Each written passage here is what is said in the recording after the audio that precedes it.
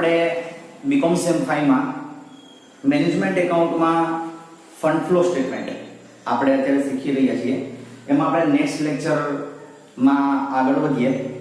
પહેલા લેક્ચરમાં આપણે જોયું કે ફંડ ફ્લો સ્ટેટમેન્ટમાં કયા કયા મેઇન તમારે સ્ટેટમેન્ટ્સ બનાવવાના હોય છે. તેમાં ચેન્જીસ ઇન વર્કિંગ કેપિટલ, પછી P&L એડજસ્ટમેન્ટ એકાઉન્ટ અને ત્રીજું ફંડ ફ્લો સ્ટેટમેન્ટ. આ ત્રણે ત્રણ સ્ટેટમેન્ટમાં ઇન્ટરનલ શું આવે છે, કઈ રીતના એડજસ્ટમેન્ટ થાય છે, કઈ રીતે કઈ ઇન્ફોર્મેશન ક્યાં આપેલી હોય છે, આ બધું જ આપણે જોયું. અને આઈ થિંક કે એ ત્રણે ત્રણ સ્ટેટમેન્ટ તમારે પાકા પણ થઈ ગયા છે. અને જો ન થયા હોય તો પહેલી રિક્વાયરમેન્ટ એ છે કે પહેલા પાકા કરવા પડશે આપણે, અને ત્યારબાદ આ બધી વસ્તુઓ આપણને સમજાશે. અને આઈ હોપ કે એ આપણે પાકા થઈ ગયા હશે અને વ્યવસ્થિત આપણે સમજી પણ લીધા હશે. નાઉ નેક્સ્ટ લેક્ચરમાં આપણે હવે એડજસ્ટમેન્ટ તરફ જઈએ છીએ. આપણે જેમ final accounts of the company અથવા final accounts of the partnership વાર્ષિક હિસાબો જે શીખા એમાં એડજસ્ટમેન્ટ બહુ ઇમ્પોર્ટન્ટ હતા. તો એમ સેમ અહીંયા પણ ફંડ ફ્લો સ્ટેટમેન્ટમાં એડજસ્ટમેન્ટ બહુ ઇમ્પોર્ટન્ટ છે. અને એડજસ્ટમેન્ટ ઉપરથી આપણને સમજાશે. એટલે હું અહીંયા હવેનો જે પાર્ટ શરૂ કરવાનો છું એ પાર્ટમાં તમામ એડજસ્ટમેન્ટ આપણે સમજવાના છે કે કયા કયા ટાઈપના એડજસ્ટમેન્ટ આમાં પૂછાય છે અને કયા કયા ટાઈપના એડજસ્ટમેન્ટની શું ટ્રીટમેન્ટ આપણે આપણા જે મેઇન આન્સર છે ત્રણ સ્ટેટમેન્ટ આપણે બનાવીએ છીએ એમાં શું આપવાની છે એ આપણે એક એક પછી એક જોતા જઈશું. ઓકે, સૌથી પહેલા આ ટાઈપ અહીંયા ક્વેશ્ચન છે, આ એનો આન્સર છે. એટલે પહેલા આપણે ફોકસ અહીંયા ક્વેશ્ચન ઉપર જ કરીએ કે કઈ પ્રકારની ઇન્ફોર્મેશન તમને ક્વેશ્ચનમાં આપી હશે. ઓકે, તો એડજસ્ટમેન્ટ્સ જ લીધા છે આ બધા. આ ફૂલ આન્સર નથી, આ બધા એડજસ્ટમેન્ટ છે. ખાલી એક એક એડજસ્ટમેન્ટ જોતા જશું, પછી બધા એડજસ્ટમેન્ટને સાથે મિક્સ કરીને એક સમ આપણે હેન્ડલ કરશું અને એ સમ આપણે જોશું. ઓકે, કયા ટાઈપના એડજસ્ટમેન્ટ? હું અહીંયા પહેલો એડજસ્ટમેન્ટ પ્રોવિઝન ફોર ટેક્સેશન નો એડજસ્ટમેન્ટ હું સમજાવું છું. ઓકે, તો બેલેન્સ શીટ આપી હશે તમને અને આ ક્વેશ્ચન છે અને ક્વેશ્ચનમાં લાયબિલિટીઝ અને એસેટ્સ એક ઘણી બધી ડિટેલ આપી છે. હંમેશા તમને 2 વર્ષની ઇન્ફોર્મેશન આપી હશે, બરાબર? કરન્ટ યરની અને લાસ્ટ યરની ઇન્ફોર્મેશન આ રીતના આપી હશે તમને. ઓકે, તો એ ઇન્ફોર્મેશન ઉપરથી અને નીચે તમને બધા એડજસ્ટમેન્ટ આપ્યા છે. તો અહીંયા એક એડજસ્ટમેન્ટ આપ્યો છે કે બેલેન્સ શીટમાં ઇન્ફોર્મેશન લાયબિલિટી સાઈડમાં પ્રોવિઝન ફોર ટેક્સેશન આપ્યું છે.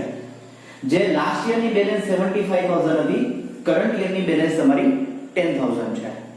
હવે નીચે એડજસ્ટમેન્ટમાં શું આપ્યું છે? Provision for taxation made during the year ₹9000. Last યરની બેલેન્સ 75000 છે, કરન્ટ યરની બેલેન્સ આપણી 10000 બતાવે છે. અને એડજસ્ટમેન્ટમાં એવું આપ્યું છે કે provision for taxation during the year, ચાલુ વર્ષે આપણે 9000 નું પ્રોવિઝન ઊભું કર્યું છે. આપણે પ્રોવિઝન ત્યાં P&L એકાઉન્ટમાંથી ઊભું કરતા ને કે પ્રોવિઝન ફોર ટેક્સેશનમાં લઈ જતા આપણે, બરાબર? તો એ 9000 નું પ્રોવિઝન ફોર ટેક્સેશન ઊભું કર્યું છે. હવે આ પ્રકારનો જે એડજસ્ટમેન્ટ છે એ એડજસ્ટમેન્ટની આપણે જે સ્ટેટમેન્ટ બનાવીએ છીએ, ચેન્જીસ ઇન વર્કિંગ કેપિટલ છે, P&L એડજસ્ટમેન્ટ છે અને ફંડ ફ્લો સ્ટેટમેન્ટ, એમાં ક્યાં ઇફેક્ટ આવશે એ આપણે ખાસ અહીંયા બહુ શાંતિથી અને નિરાંતે સમજવાની છે. ઓકે, હવે મોટાભાગના તમારા એડજસ્ટમેન્ટ એવા આવશે કે એડજસ્ટમેન્ટ ઉપરથી તમારે વર્કિંગ નોટમાં અકાઉન્ટ્સ બનાવવા પડશે. પહેલું આ વર્કિંગ નોટ છે. આપણા મેઇન આન્સર ક્યાં ક્યાં છે? તો મેઇન આન્સરમાં ચેન્જીસ ઇન વર્કિંગ કેપિટલ છે, પછી P&L એડજસ્ટમેન્ટ એકાઉન્ટ છે અને ફંડ ફ્લો સ્ટેટમેન્ટ છે. આપણા મેઇન આન્સર છે, બરાબર? એ મેઇન આન્સરનો પાર્ટ છે. અને બાકીનું બધું જે થશે અકાઉન્ટ્સ બનાવવાના થશે એ આપણા વર્કિંગ નોટ થશે, બરાબર? ઓકે, તો આ ઇન્ફોર્મેશન છે. Now we are moving towards answer. આન્સરમાં સૌથી પહેલા તમારે વર્કિંગ નોટ બનાવવાની છે. Necessary accounts to prepare. આ એડજસ્ટમેન્ટ આપ્યો હોય તો ક્યાં ક્યાં અકાઉન્ટ્સ આપણે વર્કિંગ નોટમાં બનાવવા પડશે. એટલે વર્કિંગ નોટ થઈ તમારી, બરાબર? ઓકે, તો અહીંયા પ્રોવિઝન ફોર ટેક્સેશન નું મેં એક એકાઉન્ટ બનાવ્યું છે, બરાબર? અને એ એકાઉન્ટને આપણે બનાવી અને આપણે જે ઇન્ફોર્મેશન જોઈએ છે એમાંથી ગેધર કરશું અને આપણો જે મેઇન આન્સર છે એમાં ચેન્જીસ ઇન વર્કિંગ કેપિટલ છે અથવા P&L એડજસ્ટમેન્ટ છે અથવા ફંડ ફ્લો, એમાં ક્યાં ઇફેક્ટ આવશે એ ઇફેક્ટ આપણે અહીંયા સમજશું. ઓકે, હવે સૌથી પહેલા તો આ લાયબિલિટી છે, બરાબર? આ ઓપનિંગ બેલેન્સ કહી શકાય, આને ક્લોઝિંગ બેલેન્સ કહી શકાય, બરાબર? લાસ્ટ યરની ક્લોઝિંગ એટલે કરન્ટ યરની ઓપનિંગ, બરાબર? એમ સમજવાનું. એટલે આ આપણી ઓપનિંગ બેલેન્સ થશે, આ ક્લોઝિંગ બેલેન્સ થશે. હવે પ્રોવિઝન ફોર ટેક્સેશન છે તો પહેલા તો આપણે પ્રોવિઝન ફોર ટેક્સેશન નું અકાઉન્ટ બનાવશું અને અકાઉન્ટ બનાવ્યા પછી એની કઈ બેલેન્સ છે આપણે સમજશું. હંમેશા લાયબિલિટી હોય એની કઈ બેલેન્સ હોય? Credit balance. Very good. ઓલો ઓપનિંગ બેલેન્સ હંમેશા એની ક્રેડિટ હોય. તો પ્રોવિઝન ફોર ટેક્સેશન માં અહીંયા બાય બેલેન્સિંગ 75000 ક્રેડિટ બેલેન્સ. તો ઓપનિંગ બેલેન્સ આપણે 75000 ઓપનિંગ બેલેન્સ લખી નાખી. પહેલા તો સૌથી પહેલું કામ કોઈ પણ અકાઉન્ટ બનાવો અને એની ઓપનિંગ અને ક્લોઝિંગ લખી નાખો. એસેટ્સ હશે તો એની ડેબિટ બેલેન્સ હશે, લાયબિલિટી હશે તો એની ક્રેડિટ બેલેન્સ ઓપનિંગ બેલેન્સ હશે. બરાબર? એ પ્રમાણે આપણે આગળ વધવાનું છે. ઓકે. તો સૌથી પહેલા ઓપનિંગ અને ક્લોઝિંગ લખી નાખો. પેલું કામ આ કરવાનું. ઓપનિંગ છે 75000, ક્લોઝિંગ છે 10000. ઓકે. આ લખી નાખ્યું. હવે આપણે એડજસ્ટમેન્ટ ને રીડ કરીએ. તો એડજસ્ટમેન્ટ શું કહે છે કે એડજસ્ટમેન્ટ એવું કહે છે કે provision for taxation made during the year 9000. During the year એટલે આપણું વર્ષ કયું છે?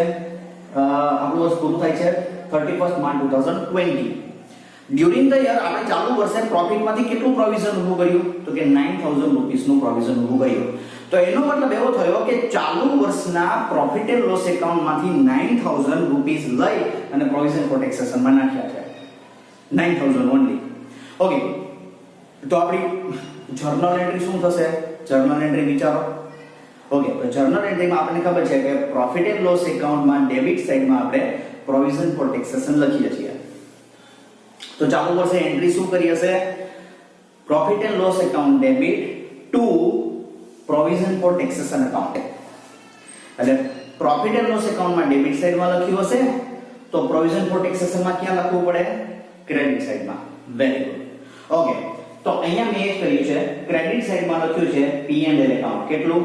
9000 રૂપીસ. એટલે આ એડજસ્ટમેન્ટની એક ઇફેક્ટ આપી 9000 રૂપીસ અહીંયા. બરાબર? ઓકે. હવે શું કરશું? હવે બીજો કોઈ એડજસ્ટમેન્ટ છે નહીં અને આપણે એક જ એકાઉન્ટ બનાવ્યું છે જેની એક જ ઇફેક્ટ આવશે અહીંયા. ઓકે, કાંઈ વાંધો નહીં. હવે એકાઉન્ટ ક્લોઝ કરી દો. બરાબર? અકાઉન્ટ તમે ક્લોઝ કરશો અહીંયા તો આ સાઈડ નો ટોટલ વધારે આવશે 84000. 84000 નો ટોટલ હું અહીંયા લઈ જાઉં છું. બરાબર? તો હવે 10000 આપણે જો ક્લોઝિંગ બેલેન્સ છે એ માઈનસ કરીશ તો શું આવશે? 74000 ની બેલેન્સિંગ ફિગર આવશે. હવે માઇન્ડ વેલ અહીંયા તમારે યાદ રાખવાનું છે કે 74000 ક્લોઝિંગ બેલેન્સ નથી, કારણ કે ક્લોઝિંગ બેલેન્સ તો ઓલરેડી આપણે આપી દીધેલી છે. તો આ 74000 રૂપીસ જે આપણને મળ્યા એ શેના છે એ સમજવું. અહીંયા આને કહેવાય તમારો બેલેન્સિંગ ફિગર, બાકી રહેલી રકમ. તો આ બેલેન્સિંગ ફિગર શું આવ્યો અને બેલેન્સિંગ ફિગરને શું કહેશું એ સમજવું મહત્વનું છે અહીંયા. ઓકે. તો આપણે 84000 અહીંયા લઈ આવ્યા, 10000 માઈનસ કર્યા, 74000 બેલેન્સિંગ ફિગર આવ્યો. તો આને શું કહેવાય? તો એનો મતલબ એવો થયો કે ગયા વર્ષે જે આપણે 75000 રૂપીસ નું પ્રોવિઝન ગયા વર્ષે ઊભું કર્યું હતું એમાંથી ચાલુ વર્ષે 74000 નો ટેક્સ પે કરી દીધો. એમ સમજવાનું. બરાબર?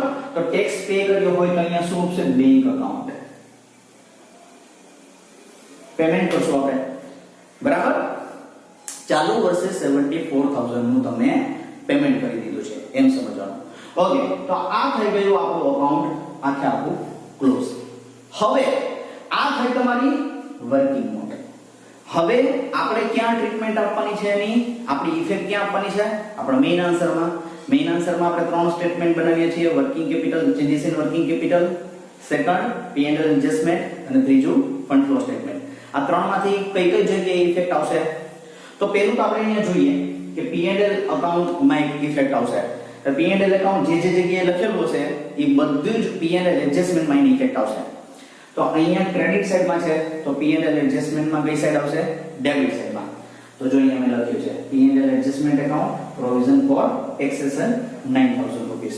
તો P&L એડજસ્ટમેન્ટ એકાઉન્ટમાં 9000 રૂપીસ ડેબિટ સાઈડમાં આપણે લખશું. હવે નેક્સ્ટ બીજી કોઈ ઇફેક્ટ આવશે? યસ. જ્યારે પણ બેંક એકાઉન્ટ બતાવે છે એનો મતલબ એવો થયો કે કાં આપણે પેમેન્ટ કર્યું છે અને કાં આપણને અમાઉન્ટ રિસીવ થઈ છે. જો પેમેન્ટ કર્યું હોય તો એપ્લિકેશનમાં લખવું પડે, એપ્લિકેશન ઓફ ધ ફંડમાં લખવું પડે, અને અમાઉન્ટ મળી હોય તો સોર્સિસ ઓફ ધ ફંડમાં લખવું પડે. તો ટેક્સ પે કર્યો તો એપ્લિકેશન ઓફ ધ ફંડ થઈ તો ક્યાં લખશું? એપ્લિકેશન ઓફ ફંડમાં 74000 રૂપીસ. તો તો સોર્सेस ઓફ ધ ફંડ, આ ફંડ ફ્લો સ્ટેટમેન્ટમાં બીજી ઇફેક્ટ બરાબર, ટેક્સ પેડ કેટલો 74000. ઓકે, તો આ વસ્તુ ધ્યાનમાં આવી ગઈ. બે જગ્યાએ ઇફેક્ટ આવશે. આપણા મેઇન આન્સરમાં ઇફેક્ટ્સ બે જગ્યાએ P&L એડજસ્ટમેન્ટમાં ડેબિટ સાઇડમાં 9000 અને ફંડ ફ્લો સ્ટેટમેન્ટમાં એપ્લિકેશન ઓફ ધ ફંડમાં ટેક્સ પેડ 74000. તો આઈ થિંક કે આ એડજસ્ટમેન્ટ તમને એકદમ વ્યવસ્થિત સમજાઈ ગયો હશે. આ એડજસ્ટમેન્ટને બહુ નિરાતે શાંતિથી એવું લાગે તો પોઝ કરીને રિપીટ કરીને પણ આપણે જોશું, એટલે એકાદ એડજસ્ટમેન્ટ વ્યવસ્થિત આપણને સમજાઈ જશે. પછી આપણે આપણી રીતના પણ એને સોલ્વ કરવાનો પ્રયત્ન કરશું. બરાબર, તો તમારી પ્રેક્ટિસ માટે થઈને મેં તમને અહીંયા આપ્યો છે સમ જે તમારે સોલ્વ કરવાનો છે. બરાબર, સેમ ઇન્ફોર્મેશન ઉપરથી બેલેન્સ શીટમાં ઇન્ફોર્મેશન આપી છે. પ્રોવિઝન ફોર ટેક્સેશન ની 90000 લાસ્ટ યર બેલેન્સ એટલે ઓપનિંગ બેલેન્સ આપી છે, આ ક્લોઝિંગ બેલેન્સ 20000 છે અને એડજસ્ટમેન્ટ આપ્યું છે provision for taxation made during the year ₹16000. Okay, તો આ ઇન્ફોર્મેશન આપી છે, એના પરથી તમારે અકાઉન્ટ બનાવવાનું છે અને અકાઉન્ટ બનાવ્યા પછી તમારે આ બંનેમાં ક્યાં એડજસ્ટમેન્ટ કોઈ પણ કયા સ્ટેટમેન્ટમાં ક્યાં ઇફેક્ટ આવશે એ તમારે મને બતાવવાની છે. અને આ જેટલી વસ્તુ આપણે અહીંયા સમજીએ છીએ શીખીએ છીએ એ બધા તમે ફેર બુકમાં બનાવી લેશો તો તમારી પાસે એક સરસ મજાનું કન્ટેન્ટ તૈયાર થઈ જશે. તો તમને લાસ્ટ ટાઈમ રિવિઝનમાં પણ બહુ કામ આવશે. ઓકે, તો આ તમારા પ્રેક્ટિસ માટેનો સમ છે. ઓકે, તો નેક્સ્ટ આપણે જોશું પ્રપોઝ ડિવિડન્ડ.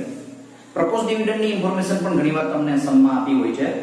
તો પહેલા એક સિમ્પલ ઇન્ફોર્મેશન તમને આપી હશે કે જેમાં એડજસ્ટમેન્ટ નહીં હોય તો આપણે પ્રપોઝ ડિવિડન્ડની શું ટ્રીટમેન્ટ આપવી આપણે જોઈએ છીએ. જોઈએ પ્રપોઝ ડિવિડન્ડ લખ્યું છે બેલેન્સ શીટમાં. આ આપણો ક્વેશ્ચન છે. ક્વેશ્ચનમાં ઇન્ફોર્મેશન લાયબિલિટી સાઈડમાં આપ્યો છે. ઓપનિંગ બેલેન્સ 60000 છે અને ક્લોઝિંગ બેલેન્સ 50000 છે. કોઈ એડજસ્ટમેન્ટ નથી પ્રપોઝ ડિવિડન્ડનો, ખાલી ઇન્ફોર્મેશન આ પ્રમાણે બેલેન્સ શીટમાં આપી છે. તો પ્રપોઝ ડિવિડન્ડની શું ટ્રીટમેન્ટ આપશું આપણે જોઈએ છીએ. ચલો, કોઈ એડજસ્ટમેન્ટ નથી તો આપણે કોઈ એકાઉન્ટ અહીંયા આન્સરમાં બનાવવાની જરૂર પ્રિપેર કરવાની જરૂર છે નહીં. ડાયરેક્ટલી આપણે એની ઇફેક્ટ સમજી લઈએ. હવે અહીંયા મોસ્ટ ઇમ્પોર્ટન્ટલી આ ઇફેક્ટ સમજવાની છે. જ્યારે કોઈ પણ પ્રકારની ઇન્ફોર્મેશન બીજી તમને એડજસ્ટમેન્ટમાં ન આપી હોય ત્યારે પ્રપોઝ ડિવિડન્ડમાં એ વસ્તુ યાદ રાખવાનું કે લાસ્ટ યરનું જે પ્રપોઝ ડિવિડન્ડ હોય લાસ્ટ યરનું એ હંમેશા ચાલુ વર્ષે પે થઈ ગયું છે એવું સમજવાનું. અને કરંટ યરનું જે પ્રોવિઝન છે એ ચાલુ વર્ષે ઊભું કર્યું છે. આઈ રિપીટ, લાસ્ટ યરનું પ્રોવિઝન એ ચાલુ વર્ષે પે થઈ ગયું છે એમ સમજવાનું અને ચાલુ વર્ષનું પ્રોવિઝન ચાલુ વર્ષે પ્રોફિટ એન્ડ લોસ એકાઉન્ટમાં ઊભું કર્યું હશે એમ સમજવાનું. બરાબર, તો આની ઇફેક્ટ આપણા મેઇન આન્સરમાં ક્યાં આવશે?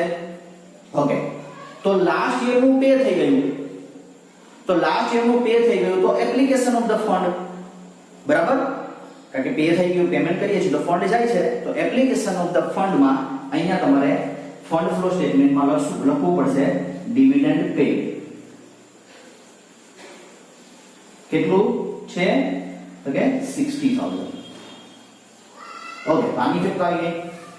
નાઉ કરંટ યરનું કેટલું છે? 50000. તો કરંટ યરનું પ્રોવિઝન ચાલુ વર્ષે ઊભું કરશે because this is proposed dividend and proposed in the general meeting.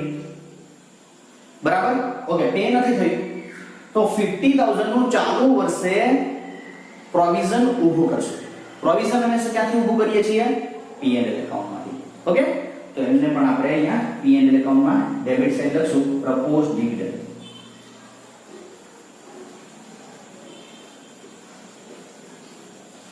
કેટલું છે? 50000. Okay, very simple. બસ આ બે ઇફેક્ટ આવે, કોઈ એકાઉન્ટ બનાવવાની જરૂર છે નહીં. આ બંને ઇફેક્ટ આપી દેવાની. સમજાયું છે ને? ઈઝી. સેમ આ જ રીતના જો તમારું પ્રોવિઝન ફોર ટેક્સેશનમાં પણ જો આ જ રીતના ઇન્ફોર્મેશન આપી હોય, કોઈ એડજસ્ટમેન્ટ ન આપ્યો હોય તો એમાં પણ પ્રોવિઝન ફોર ટેક્સેશનમાં પણ એવું સમજવાનું કે લાસ્ટ યરનું પે થઈ ગયું છે અને ચાલુ વર્ષનું પ્રોવિઝન ઊભું કર્યું છે. બરાબર છે? એટલે જ્યારે એડજસ્ટમેન્ટ ન હોય ત્યારે પ્રપોઝ ડિવિડન્ડ અને પ્રોવિઝન ફોર ટેક્સેશન ની બંનેની સેમ ઇફેક્ટ થશે. એમના પછીનો એડજસ્ટમેન્ટ જોઈએ છીએ land and building and depreciation.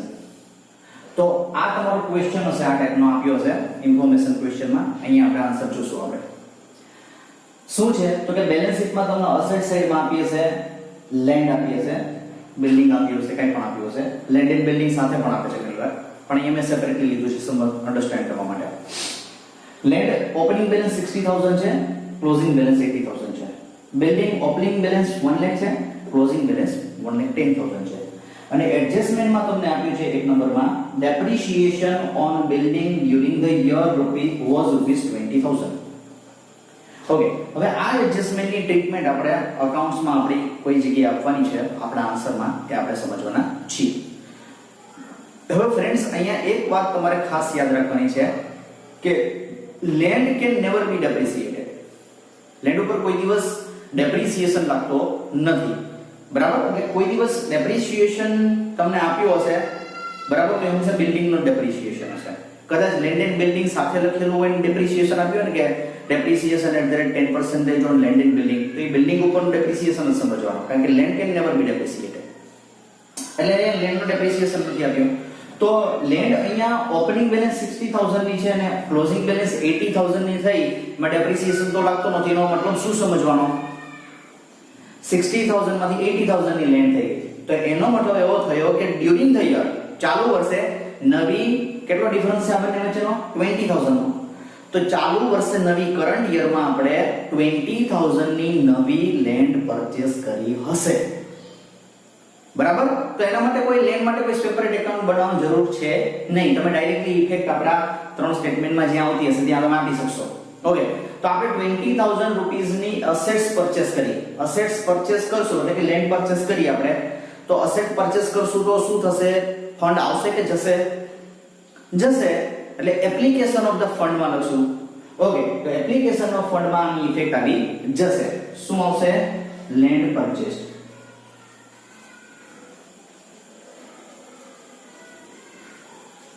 કેટલું છે? 20000. ઓકે, વેરી સિમ્પલ આનો એડજસ્ટમેન્ટ. નાઉ બિલ્ડિંગ. બિલ્ડિંગ માં એડજસ્ટમેન્ટ છે એટલે જોશું. બિલ્ડિંગ ની ઓપનિંગ બેલેન્સ છે 1 લાખ રૂપીસ, ક્લોઝિંગ બેલેન્સ છે 1,10,000. હવે શું આપ્યું છે ઇન્ફોર્મેશન? તો કે depreciation on building during the year was ₹20,000. ચાલુ વર્ષે આપણે 20000 નો ડેપ્રિસિએશન આમાં ચાર્જ કરેલો છે. તો ચલો આપણે એનું અકાઉન્ટ બનાવવું પડશે બિલ્ડિંગ નું. ઓકે, બિલ્ડિંગ નો અકાઉન્ટ બનાવીને પહેલું કામ શું કરવાનું? ઓપનિંગ ક્લોઝિંગ લખી નાખવાની. બિલ્ડિંગ ની ઓપનિંગ બેલેન્સ કઈ હોય? હંમેશા બિલ્ડિંગ છે, અસેટ છે, તો અસેટ હોય તો હંમેશા ઓપનિંગ બેલેન્સ ડેબિટ જ હોય. ઓકે, તો બિલ્ડિંગ એકાઉન્ટ મેં અહીંયા પ્રિપેર કર્યું છે. To balance brought down. Opening balance કેટલી છે? 1 lakh rupees. Okay, closing balance કેટલી છે? 1,10,000 રૂપીસ. તો એ પણ હું અહીંયા લખી નાખું છું. Now we are going to read the information of adjustment.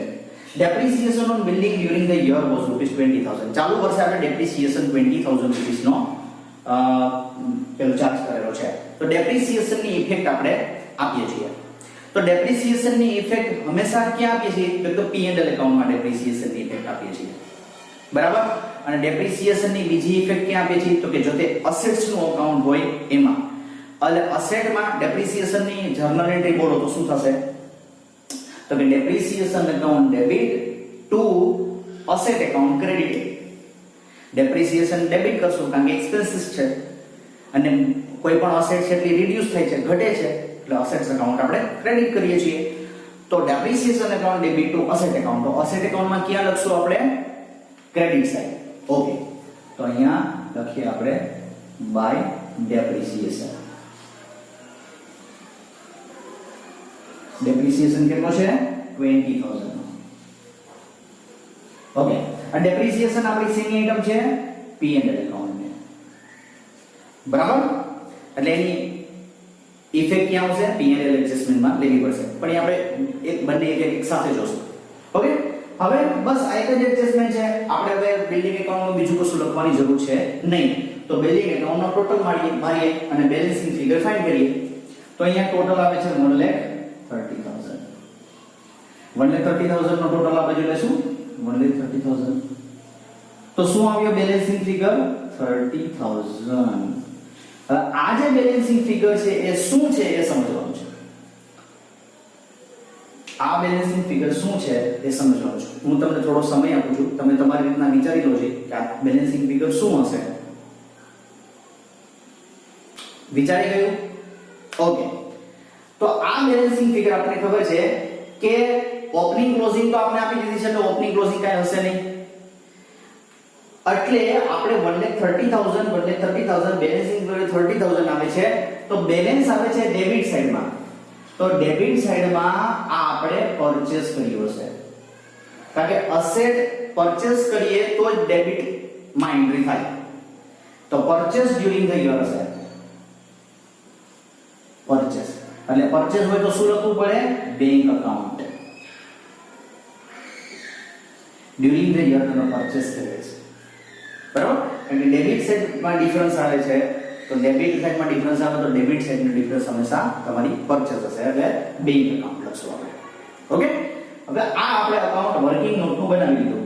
હવે આપણે ઇફેક્ટ આપવાની છે આપણા જે મેઇન આન્સર બનાવીએ છીએ, P&L adjustment, fund flow statement અથવા આપણું ચેન્જીસ ઇન વર્કિંગ કેપિટલ ક્યાં આવે? તો મોટે ભાગે તમારા બેમાં આવશે, બરાબર? ઓકે. તો ડેપ્રિસિએશન ની ઇફેક્ટ ક્યાં આપશું આપણે? તો પહેલી ઇફેક્ટ આપશું P&L એડજસ્ટમેન્ટ એકાઉન્ટમાં. કઈ સાઈડ આપશું? ડેબિટ સાઈડમાં. અહીં લખી નાખું depreciation on building.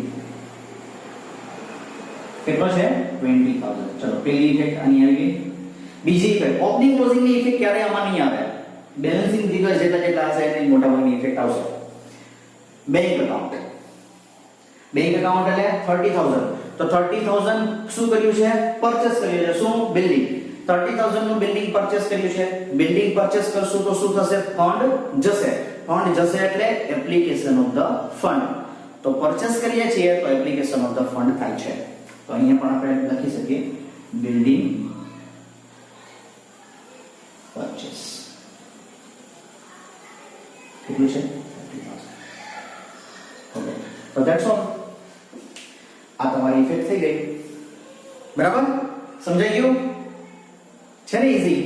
તો આ પ્રમાણે આપણે દરેક એડજસ્ટમેન્ટ સમજતા જશું અને એ સમજી રિપીટ કરી, બરાબર? અને પછી આપણે આપણી બુકમાં ઉતારી અને પાછું એને એક પ્રકારના સમ આપણે કેલ્ક્યુલેટ કરવાનો પ્રયત્ન કરશું. તો ઈઝીલી આપણો ફંડ ફ્લો સ્ટેટમેન્ટનો સમ કેલ્ક્યુલેટ થઈ જશે, બરાબર? આ બધા એડજસ્ટમેન્ટ તમારા માટે મોસ્ટ ઇમ્પોર્ટન્ટ છે, ફંડામેન્ટલ.